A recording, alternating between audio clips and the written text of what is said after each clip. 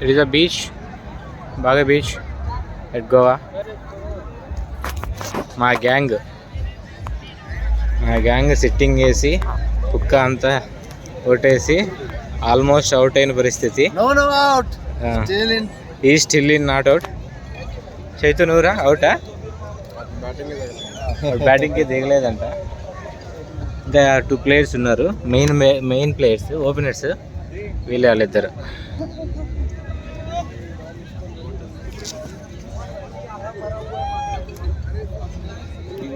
వాట్సాప్లో సెండ్